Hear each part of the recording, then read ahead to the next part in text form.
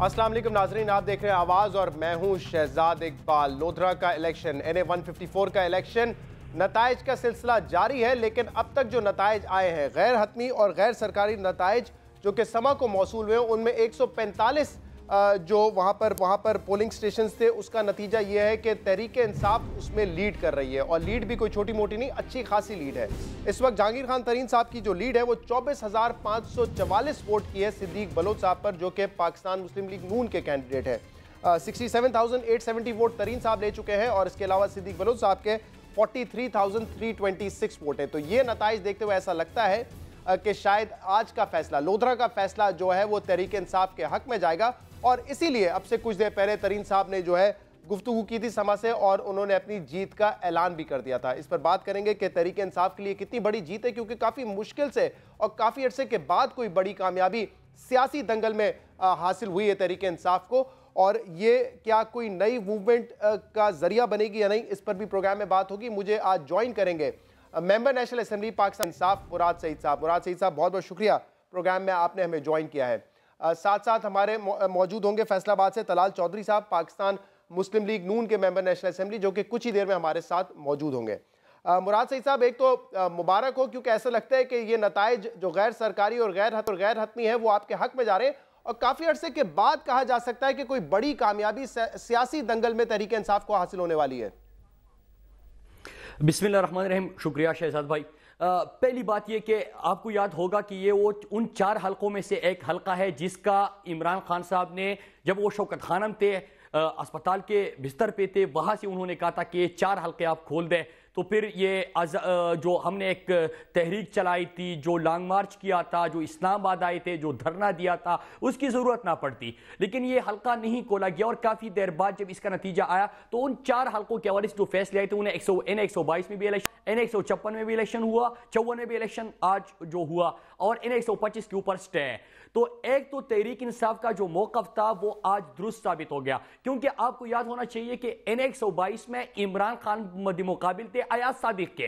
खान साहब को 8,000 से शिकस्त हुई थी, और जब तहरीक इंसाफ का और खान का एक वर्कर और एक सिपाही इलेक्शन लड़ता है तो सिर्फ 2,000 की लीड रह जाती है। और आज अभी आप देख रहे हैं कि तहरीक इंसाफ को इंशाअल्लाह एक वाज़े बरतरी हासिल होगी, तो इसका मतलब यह है कि हमारा मौक़िफ़ दुरुस्त था। और उसके साथ साथ एक और चीज भी आप ही दिखाई देती है कि अयाज सादिक जो आजकल कह रहे हैं कि इलेक्शन कमीशन के ऊपर उंगलियां उठा रही है, तो तहरीक इंसाफ के मौक़िफ़ की तायद हो रही है। NA 154 का फैसला तहरीक इंसाफ के मौक़िफ़ की तायद हो रही है, और फौज की निगरानी में इलेक्शन आज हो रहा था, हम उससे बिल्कुल मुतमईन थे। हालांकि NA 246 में जब इलेक्शन फौज की निगरानी में हुआ, शफाफ इलेक्शन हुआ, हमने उसको बिल्कुल कबूल किया, हम हार गए, हमने कबूल किया, तस्लीम किया उसकी रिजल्ट। लेकिन मुराद सईद साहब, क्या फिर आप अपने स्टांस पे आज भी कायम है कि ये इलेक्शन कमीशन जो है वो बड़ा नाअहल है, टूथलेस है, और अगर इतना नाअहल है तो फिर आज आपकी जीत को फिर हम कैसे कहें कि तहरीक इंसाफ ठीक मानों में जीती है? फिर ये इलेक्शन कमीशन तो वही वाला है, जब आप हारते हैं उस पर तनकीद करते हैं।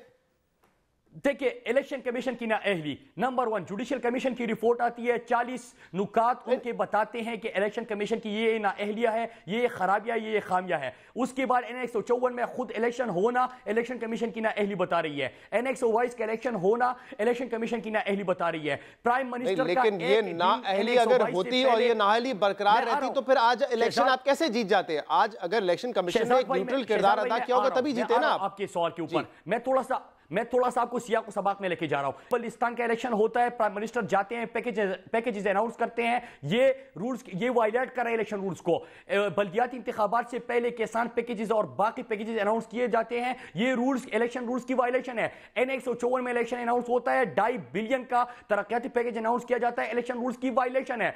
और उसके साथ साथ जो इलेक्शन कमीशन के ऊपर चार्जशीट जुडिशियल कमीशन की तरफ से आई है, ये भी नाअहली है। आज जो इलेक्शन हो रहा था वो फौज की निगरानी में हो रहा था, लेकिन इसका हरगिज मतलब नहीं है कि हम ये समझे कि इलेक्शन कमीशन ठीक काम कर रही है। इलेक्शन कमीशन की कोताहियां अपनी जगह मौजूद है। इलेक्शन कमीशन के ऊपर आज भी हम कह रहे हैं कि इनका कोई अखलाकी जवाब नहीं बनता, इनको रिजाइन करना चाहिए। ठीक है, लेकिन कोताही के बावजूद आज आप जीत गए, तो ऐसा तो नहीं है ना कि इलेक्शन कमीशन ने इस इलेक्शन में नून लीग का साथ दिया, जो कि आप इल्जाम लगाते रहे कि वो मिलकर इलेक्शन लड़ते हैं? शहजाद प्राइम मिनिस्टर का वहां पे जाना, तरक्याती पैकेजेस अनाउंस करना, इलेक्शन कमीशन का खामोश होना, ये इलेक्शन रूल्स की वायलेशन होना, उस पे इलेक्शन कमीशन की तरफ से कोई जवाब न आना, क्या ये गलत है कि नहीं है? चले इसको आगे बढ़ाते हैं। तलाल साहब भी हमारे साथ मौजूद है। तलाल साहब, मुबारकबाद देंगे अपने दोस्त मुराद सईद साहब को आज इलेक्शन जीतने पे, या इंतजार करेंगे अभी और?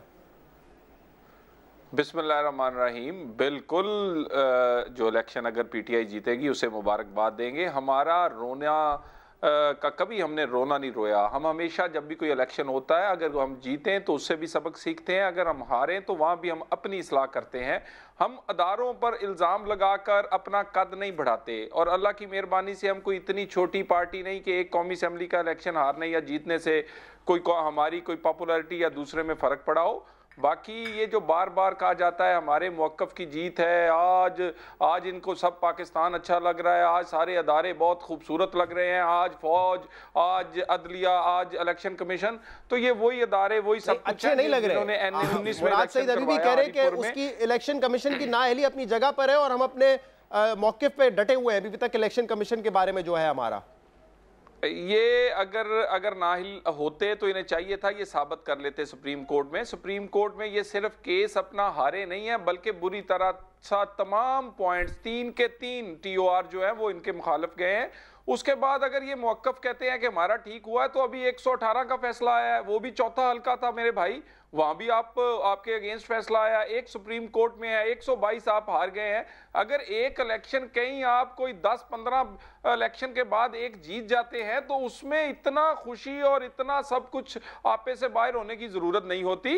ये पाकिस्तान में ये जो सिस्टम है, जमहूरियत है, लोगों का जो फैसला है इसको मानने की आदत डालनी चाहिए। हमारा मौक़िफ़ यही था। तलाल साहब, मैं थोड़े से आपको आदाद शुमार जो है 2013 के इलेक्शन के जो इसी सीट पे हुए थे, नून लीग के उसमें 45,000 वोट थे, और आज़ाद उम्मीदवार यानी कि सिद्दीक बलोच साहब उस वक्त आज़ाद उम्मीदवार थे, उनके 86,000 वोट थे। तो तकरीबन 1,30,000 वोट आप कह सकते हैं कि आज़ाद उम्मीदवार और नून लीग के मिला के थे, और 75,000 वोट तरीन साहब के थे। तो आज अगर हम देख रहे हैं कि तरीन साहब तकरीबन 24,000 वोट से इस वक्त लीड कर रहे हैं, तो फिर वो ये कह रहे हैं कि हमारे मौक़िफ़ की तायद हो गई कि इस हल्के में खासतौर पर धांधली हुई थी 2013 में। देखिए, अगर मैं तो कहा कि मौक़िफ़ की जीत ये तो नहीं हो सकता कि सिर्फ एक टुकड़े में मौक़िफ़ की जीत है, बाकी पूरे पाकिस्तान में इनके मौक़िफ़ के खिलाफ चीजें गई। NA-19 में क्या हुआ था? NA-19 पहले किसके पास था? मियाँ वाली पहले कौन जीता था? NA-1 पेशावर पहले इमरान खान का कौन जीता था? बाद में किस तरह हार दिए गए? इलेक्शन जो बाय इलेक्शन होता है, इसके खास सर्कमस्टांसेस होते हैं, इलाकाई लोकली कई चीजें अफेक्ट करती हैं, और एक इलेक्शन से रिजल्ट नहीं निकाला जा सकता। अगर इन्हें बहुत खुशी हो रही है क्योंकि इनके लिए एक सीट यकीनन बड़ी अहमियत की अमल होगी, हमारे लिए तो अहमियत की अमल है, हम तो टैपी की तरफ जा रहे हैं, हम CPEC पे तवज्जो दे रहे हैं, हम एजुकेशन हेल्थ रिफॉर्म्स की बात कर रहे हैं, हम तो पाकिस्तान में अमल लाने के लिए नेशनल इलेक्शन प्लान पे अमल कर रहे हैं। हमारा ध्यान और हमारी लीडरशिप का ध्यान काम पर है, वो CM पंजाब हो या PM मियां नवाज शरीफ। ये जो सीटें एक आध जीतना एक आध हारना कुछ करना, ये इतनी बड़ी कोई तब्दीली पाकिस्तान की सियासत में नहीं है। सईद साहब, ये कोई तब्दीली नहीं है, आप गेज कर सकते हैं। एक सीट शायद PTI के लिए अहमियत रखती हो, लेकिन तलाल साहब कह रहे हैं हमारे लिए उस सीट की अहमियत नहीं, हमारे लिए उन कामों की अहमियत है जो हम कर रहे हैं। दूसरा वो कह रहे हैं मौक़िफ़ की तायद एक टुकड़े में नहीं होती, अगर होती तो बाकी हल्कों में भी नजर आती। फिर देखिए शहजाद भाई, पहले मैं इन्होंने कहा कि एक टुकड़े या एक हल्के से, इस हल्के की अहमियत अपनी जगह पे है, क्योंकि वो उन 4 हल्कों में से एक हल्का है जो तहरीक इंसाफ बारहा कह रही कि इस पे इलेक्शन होना चाहिए, ये हल्का खोले। जहां तक अभी इन्होंने गुफ्तगू की है, NA-119 का मैं आपको पस मंजर बताऊं। NA-19 जो था वो हमेशा से नून का हल्का था, नून वाले वहां से जीतते थे, तहरीक इंसाफ वहां से जीती, लेकिन उसके बाद जो इन्होंने हल्कों की बात की है, लकी मरवत किसके पास था? आज हमारे पास है। टांग किसके पास था? आज हमारे पास है। सवाब पास था? आज हमारे पास है। और एक नौशहरा जो तहरीक इंसाफ जीती थी, बाई इलेक्शन में फिर से जीत गई।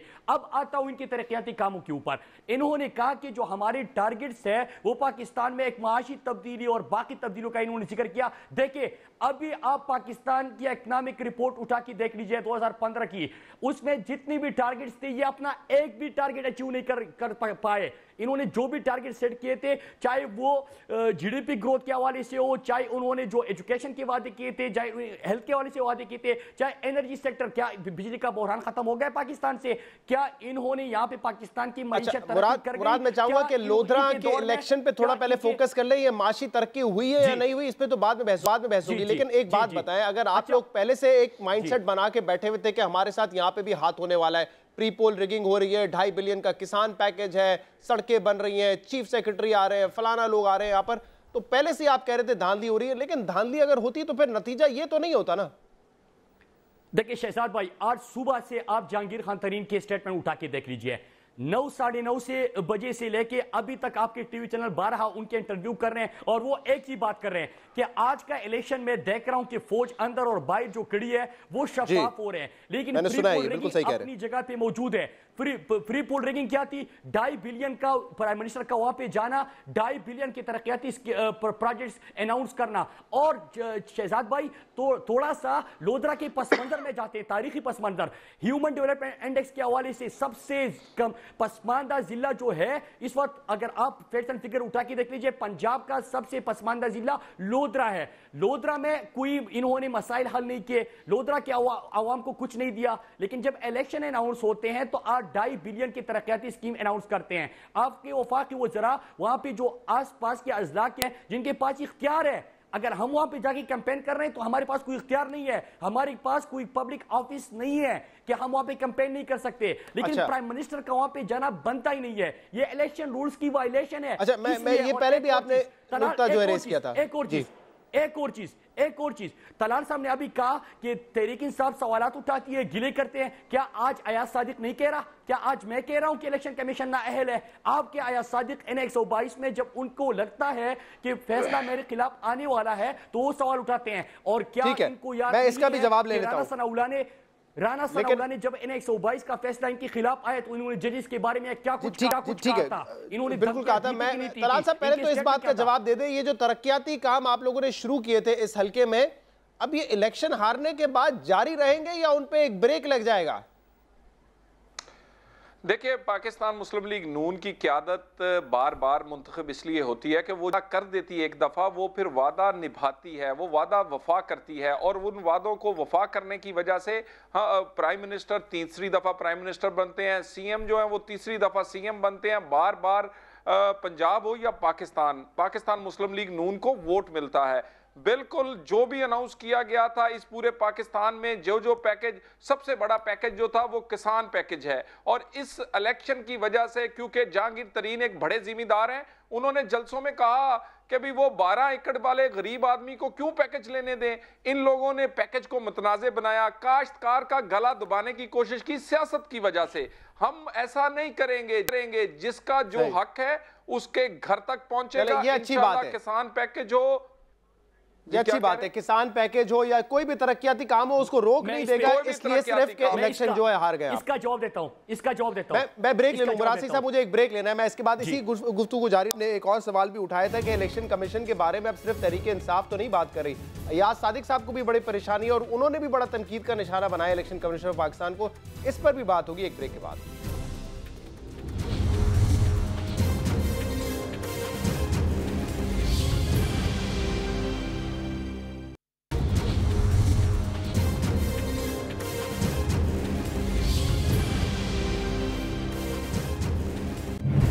वेलकम बैक नाजरीन। लोधरा इलेक्शन के जो गैर हतमी और गैर सरकारी नताइज हैं उनके मुताबिक तकरीबन 24,900 इस वक्त वोट्स की लीड है जहांगीर तरीन साहब की सिद्दीक बलोच साहब पर। तलाल साहब, एक बात तो बड़ी अहम है कि जो इलेक्शन कमीशन ऑफ पाकिस्तान है उसके किरदार पे अब सिर्फ तहरीक इंसाफ ने जो है नुक्ता नहीं उठाया है, उसके खिलाफ पीपल्स पार्टी ने भी बात की, उसके खिलाफ आप लोगों ने भी बात किया, या सादिक साहब ने भी बड़ा एतराज़ किया है रिसेंटली जब उनका केस ट्रिब्यूनल में भेज दिया गया था। तो इलेक्शन कमीशन को तो पर एतराज तो आपको भी है। देखिए, अगर किसी को भी एतराज़ है तो तमाम जमातें पार्लियामेंट के अंदर मौजूद हैं, तमाम जमातों के पास मुनासिब अरकान असम्बली और अपनी अक्सरियत वहाँ मौजूद है। वहाँ पर एक कमेटी जो पिछले 1 साल से काम कर रही है, जिसने बहुत सारा अपना काम कर लिया, जिसमें तमाम जमातें बड़ी छोटी शामिल हैं। वो रिफॉर्म्स की जो कमेटी है, ये सिर्फ तनकीद हल नहीं है, सिर्फ हम तनकीद करें, अदारों पर शलवारें टांगे जाकर उनको गाली दें और कहें कि जी सिस्टम ठीक नहीं हो रहा। सिस्टम ठीक नहीं हो सकता जब आप 9-9 माह पार्लियामेंट नहीं आएंगे, जब आप तनख्वाह सिर्फ लेने आएंगे, पार्लियामेंट में आप कोई बिल नहीं जमा करवाएंगे, पार्लियामेंट के इजलास खान साहब जो है वो तो इस तरह आप तो हल की बात कर रहे हैं ना, मैं सिर्फ कह रहा हूं कि जो शिकवा है इलेक्शन कमीशन से वो तो अय्याज सादिक साहब को भी है। भाई मैंने बाप से कहा शिकवा किसी को भी हो स्वाए रिफॉर्म्स के इसका कोई हल नहीं है। हमें रिफॉर्म करना है, जहां कमी कुताही होगी उसको ठीक करना है और ये सिस्टम ऑनगोइंग है। ये पूरी दुनिया में इस तरह आप हमेशा नए हालात के मुताबिक अपने अदारों को बेहतर बनाने के लिए रिफॉर्म करते हैं, तो हमें भी करना चाहिए। और उसमें ये कोई सिर्फ नून लीग उसकी जिम्मेदार नहीं। 9 माह तो मेरा भाई जो है इसकी पार्टी के लोग वहां आना उन्होंने पसंद नहीं किया, तो हम कमेटी किस तरह चलाते? सही, ठीक है, मसले का हल ठीक कह रहे हैं आपके। अगर कोई आपने कानून साजी करनी है, अमेंडमेंट करनी है, तो वो पार्लियामेंट के जरिए होगी। साबिक गवर्नर और पीपल्स पार्टी के सीनियर रहनुमा लतीफ खोसा साहब भी हमारे साथ इस वक्त मौजूद हैं। बहुत बहुत शुक्रिया लतीफ खोसा साहब। खोसा साहब ये फरमाइएगा कि आपको क्या लगता है, आज अगर ये लोधरा में अगर जीत जाती है पाकिस्तान तहरीक इंसाफ, जो कि अभी नजर भी आ रहा है कि उनकी लीड काफी वाज़ेह है, कितनी आपके ख्याल में सियासी स्पेस गेन करेगी तहरीक इंसाफ? देखिए, बाहर के अब सारी दुनिया ने देखा, आपने भी देखा। मैं दलाल चौधरी साहब से बिल्कुल मुत्तफिक हूँ कि जब तक आप रिफॉर्म्स नहीं करेंगे, इलेक्टोरल रिफॉर्म्स आप जब तक ये नहीं करेंगे तो ये मजाक है, दिस इज फार्सिकल। आप देखें कि इसमें अरबों रुपया, करोड़ों नहीं अरबों रुपया जो है इन 2 इलेक्शंस में लगाया है। अगर आप देखें 2.5 अरब तो खैर हुकूमत ने ऐलान किया, मोहतरम नवाज शरीफ साहब ने लोधरा की डेवलपमेंट का, और जो माशाल्लाह पीटीआई ने खर्च किया है वो आप अलीम खान का देख लें, लाहौर का जो है मैं खुद अपनी आंखों से मैंने देखा और आपने भी सबने देखा, उनके पैनफ्लेक्स और बैनर के ही अगर अखराजात देख लें तो ये मजाक करने वाली बात है।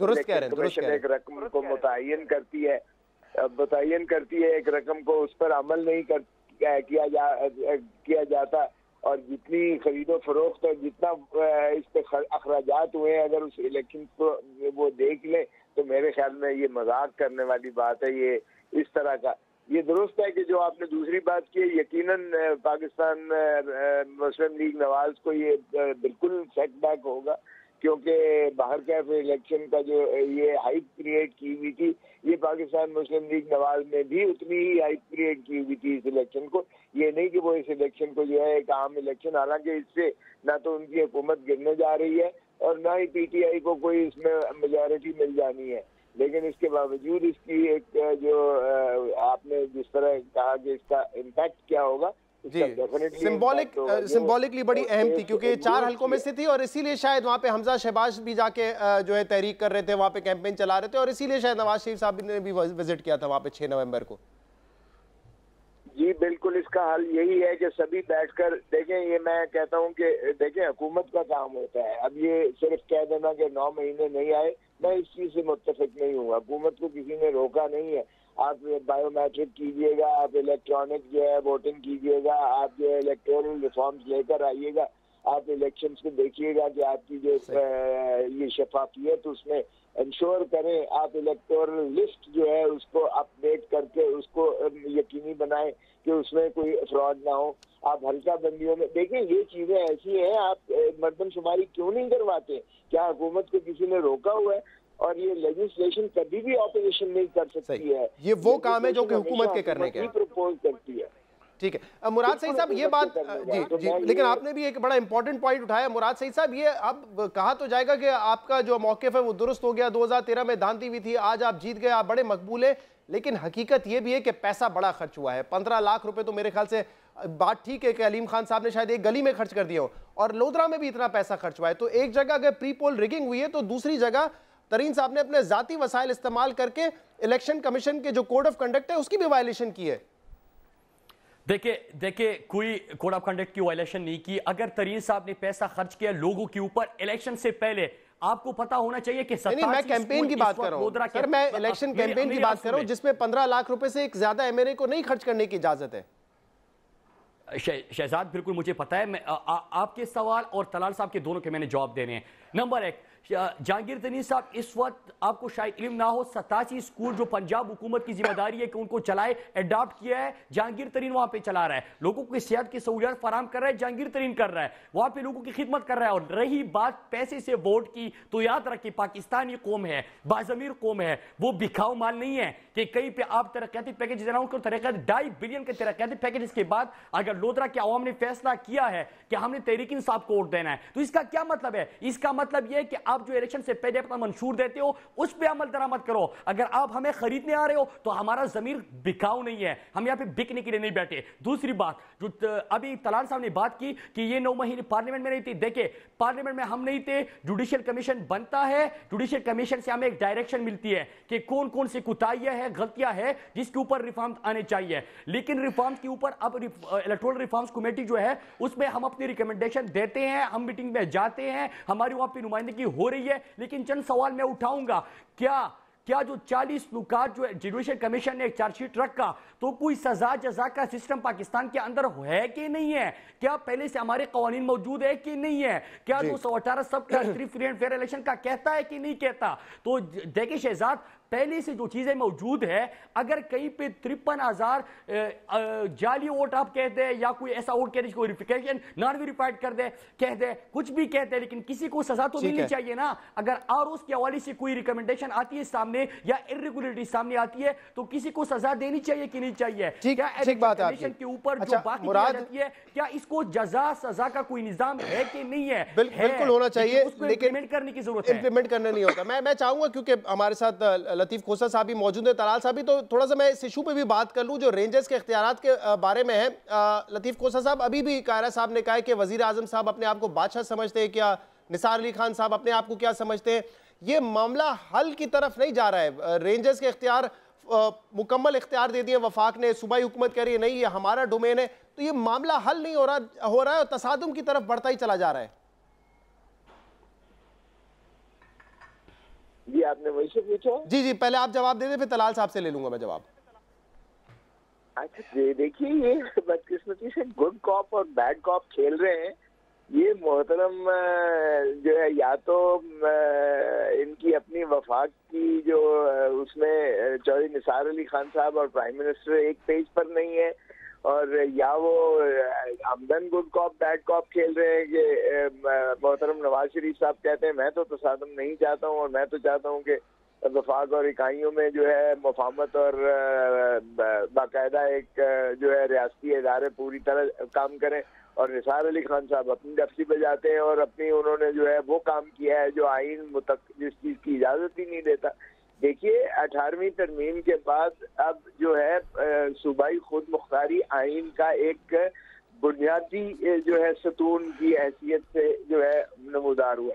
और रियासत की अगर आप तारीफ देखें तो रियासत की तारीफ में जहां आपकी मरकजी हुकूमत और पार्लियामेंट है, वहां आपकी सूबाई हुकूमत और सूबाई असेंबली है, और साथ ही जो है फिर डिस्ट्रिक्ट गवर्नमेंट और डिस्ट्रिक्ट असेंबली है। ये रियासत की तारीफ है और इसलिए इसमें रियासत मुकम्मल और इसमें कोई बड़ा छोटा नहीं है, सभी बराबर के स्टेक होल्डर्स हैं और किसी की हेजिमनी नहीं है। आर्टिकल जो 147 है उसमें बड़ा वाज़ेह तौर पर लिखा है। ठीक है, मैं जरा तलाल साहब से भी पूछूं अपनी।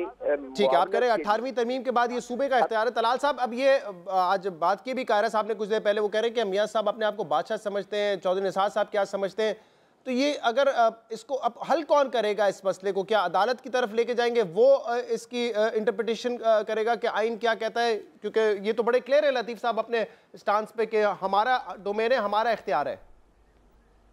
देखिए, हमारा कोई इंटरेस्ट नहीं है, हमारा कोई सियासी मोटिव नहीं है कराची ऑपरेशन में। ये कराची ऑपरेशन में हमारा मकसद सिर्फ है कराची वालों को अमन देना, जो पिछले 15 साल से वहाँ कत्लो गारत की आग में जल रहे हैं, और उसके साथ पाकिस्तान का इमेज और पाकिस्तान की इकोनॉमी जो कराची से जुड़ी हुई है, पाकिस्तान की इमेज और इकोनॉमी को बेहतर करने के लिए कराची ऑपरेशन किया जा रहा है। और हमें कोई शौक नहीं है कि हम जोर जबरदस्ती करें।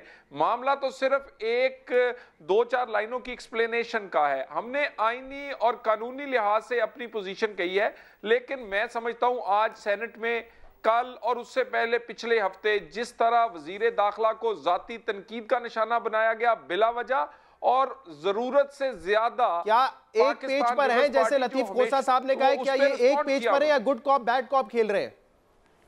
देखिए, ये किसी को इस पे शक नहीं होना चाहिए, बिल्कुल किसी को इत्मीनान रखें सब। ये धरने के दिनों में भी बहुत बड़ी बड़ी बातें की गई चौधरी निसार साहब की तरफ से कि भी वो पता नहीं वो हमारे साथ हैं, वो कहाँ, वो हमारे पार्लियामेंटी लीडर हैं, वो प्राइम मिनिस्टर के साथ वाली चेयर पर बैठते हैं, वो हमारे सीनियर वजीर हैं और बिल्कुल उनका कोई ज्यादती एजेंडा या ज्यादती कोई काम नहीं। वो जो काम करते हैं वो पॉलिसीज को टो करते हैं जो कि हुकूमत और प्राइम मिनिस्टर, जो हुकूमत की और प्राइम मिनिस्टर की। आपका बहुत शुक्रिया तलाल सईद साहब, आपका भी शुक्रिया, और लतीफ खोसा साहब आपका भी शुक्रिया। एक ब्रेक के बाद हम बात करेंगे आज का जो अफसोसनाक वाकया था। 10 माह की बच्ची बिस्मा अस्पताल नहीं पहुंच सकी वीआईपी प्रोटोकॉल की वजह से। कसूरवार कौन है, क्या किसी को इसकी भी सजा मिलेगी या नहीं, इस पर बात करेंगे एक ब्रेक के बाद।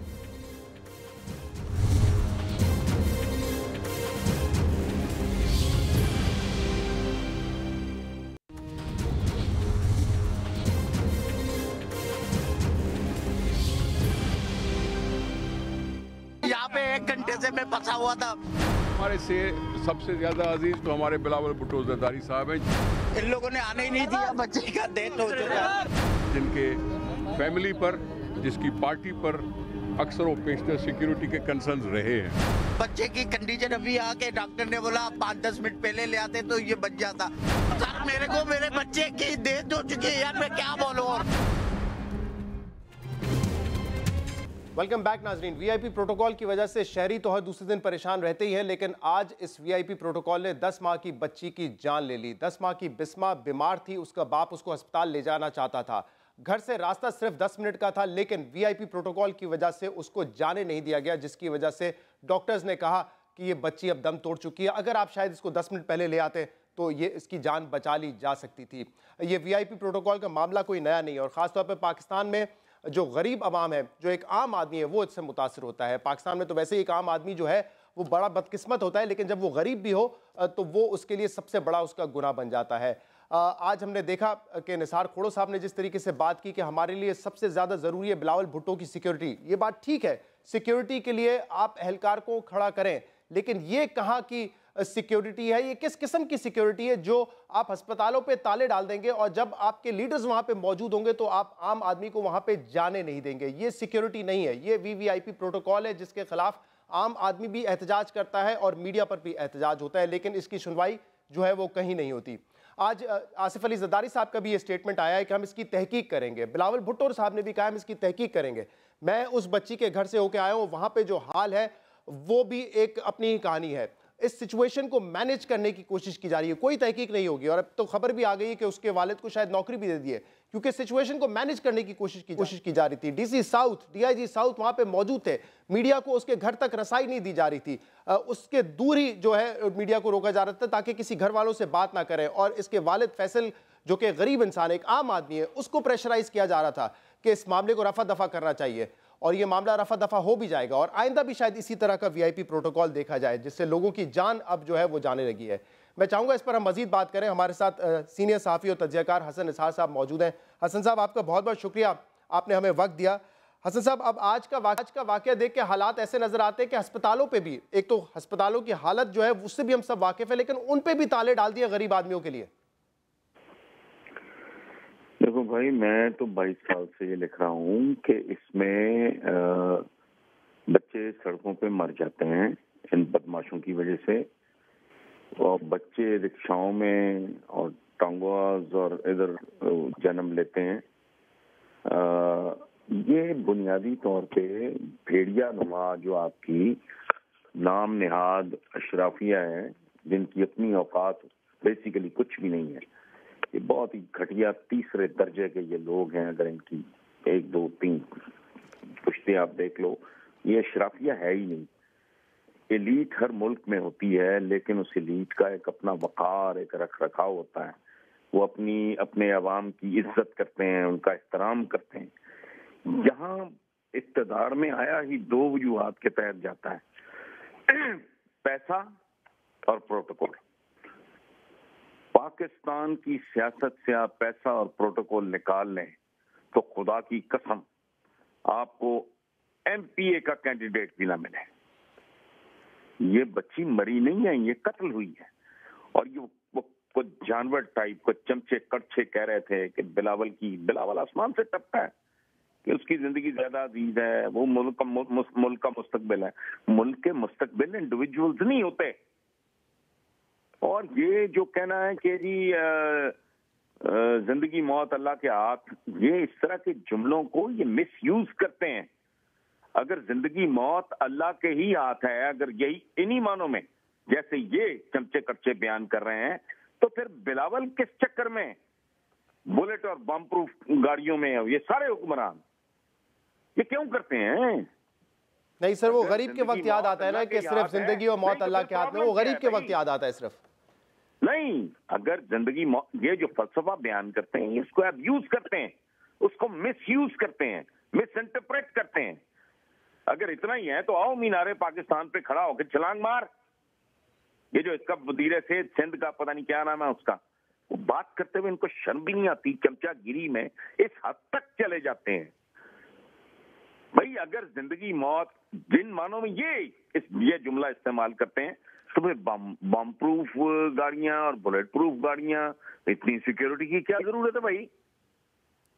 लेकिन ये इतना वहशियाना। और देखें, बात सुने, मैं 22 साल से ये लिख रहा हूं कि भाई अगर ये सड़कें तुम्हारे बाप की हैं या तुम्हारी माँ के जहेज में आई हैं, तो इसकी रजिस्ट्री दिखाओ। हम इस पे पांव भी नहीं रखते। अगर नहीं है जी, तुम कौन होते हो रोकने वाले? बेकारियों, तुम जिन वोट लेके आते हो उनके रास्ते रोकते हो। और ये बात तकलीफ की नहीं है। अभी मैं चंद दानिश्वरों को, उनकी भी अकलों पे रोना आता है।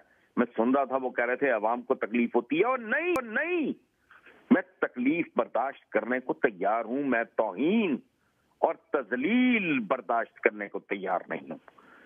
2 कौड़ी का एक आदमी ऐसा काफिला लेके निकलता है जैसे कश्मीर फतह करने जा रहा है या कश्मीर फतह करके आ रहा है, तो जब रोक दिया जाता है तो उसमें तौहीन है, अहानत है, तजलील है।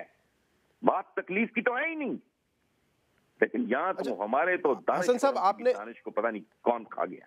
आपने ये कहा ये बच्ची मरी नहीं है, इसको कत्ल किया गया है। अब मसला ये है कि मैं उसके घर से होके आया हूँ, बहुत निहायत ही गरीब वो शख्स है, उसको तो दबाव में लेके आए, उसको नौकरी भी दे दी, शायद उसको पैसे भी दे दिए जाएंगे, उसकी आवाज़ को दबा दिया जाएगा क्योंकि वो इससे लड़ नहीं सकता। और कैसे लड़ेगा वो इतने ताकतवर लोगों से? तो उसका कसूर तो है नहीं। लेकिन फिर मसला ये है कि इस तरह के वाकयात होते रहते हैं, उस पर फुल स्टॉप नहीं लगता। ये लगेगा, आज नहीं तो कल, हम देखें ना देखें। ये देखें, हमारे असलाफ ने, हमारे बुजुर्गों ने, जिन्होंने इस दुनिया को तमीज सिखाई, तहजीब सिखाई, अक्ल सिखाई, रहना सिखाया, उनका ये कॉल है कि कुफ्र पे कायम मुआशरे जिंदा रह सकते हैं, जुल्म पे कायम नहीं। तुम ये रोज की बात है भाई। बिस्मा तो आ गई न्यूज में, पता नहीं कब से ये कारोबार जारी है। बच्चे रिक्शाओं में पैदा हो रहे हैं, सड़कों पे माएँ बच्चे जन रही हैं, क्योंकि ये मरदूद किस्म के लोग, इनको तमीज भी नहीं। इनकी सारी जायदादें, इनकी इन्वेस्टमेंट, इनका सारा कुछ बैरून मुल्क है। ये ज्यादा वक्त नहीं गुजारते हैं। इनको कोई शर्म हया नहीं आती कि जिनको हम अगियार और अहले मगरब और पता नहीं कुफार कहते हैं, इनको कोई हया नहीं आती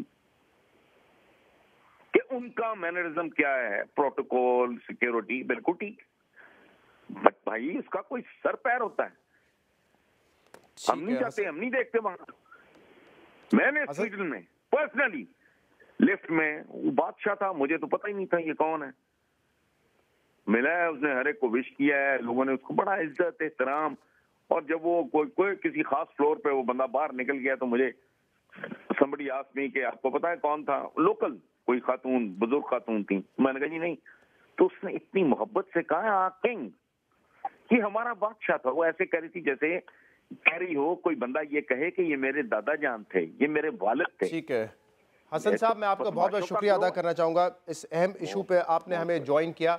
मैं एक ये सुनवाना भी चाहता हूँ कि आज जब मीडिया ने गुफ्तगू की थी फैसल से, बिस्मा के वालिद से, तो उसने अपनी पूरी कहानी बताई कि हुआ क्या था। ये ज़रा सुन लें, बड़ी इंपॉर्टेंट बात है ये। इसलिए आगे नहीं जा सकते कि आगे आपको पता नहीं है कि आगे कोई वीआईपी मोमेंट आने वाला है। इस कंडीशन में मैं 25 से 20 मिनट ऐसी भटका रहा हूँ, तो जाहिर बात है बिलावल की जान तो बहुत ज़्यादा अहमियत है इनके लिए, और मेरी बच्ची की तो कोई अहमियत नहीं क्योंकि गरीब का बच्चा। तो इस मुल्क में कोई मेरे को हुक्मरान कोई नहीं, यूनाइटेड नेशन इस चीज़ की एक्शन ले। बिलावल की ज़िंदगी की ज़रूर अहमियत हो, लेकिन इस बच्ची की ज़िंदगी भी, और हर बच्चे या बच्ची की ज़िंदगी, हर शहरी की ज़िंदगी की भी उतनी ही अहमियत होनी चाहिए। ये शॉर्ट मैंने इसलिए सुनवाया क्योंकि ये शख्स आके खुद बोल रहा था, इसने खुद बात की कि मुझे नहीं जाने दिया गया, मुझे रोका गया। और हमने देखा है कि मैं भी कुछ देर पहले बड़ा एहतराम करता हूं शैला रज़ा साहिबा के, उनके भी कहीं पे खबर चल रही थी। अभी नादिया गबोल साहब ने बात की कि वीआईपी प्रोटोकॉल की वजह से वो बच्ची जो है नहीं मरी है, उस वजह से वो उसके ताखीर नहीं हुई है। तो मेरे ख्याल से बड़ी शर्म आनी चाहिए हमें, अगर एक शख्स आके खुद ये कह रहा है, जिसकी बच्ची का इंतकाल हुआ है, वो खुद आके ये कह रहा है कि मैं नहीं जा सका, कम से कम उसकी बात पर यकीन कर लें, उससे ताज़ियत कर लें, उससे माफ़ी मांग लें, लेकिन ये ना कहें कि नहीं मसला ये नहीं था, मसला कुछ और था। कम से कम इस बात पर तो उसका यकीन करें। मैं चाहूँगा इस प्रोग्राम का फीडबैक और ख़ासतौर पे इस इशू के बारे में आप ज़रूर हमें लिखें हमारे सोशल मीडिया पर। प्रोग्राम से इजाज़त दीजिए।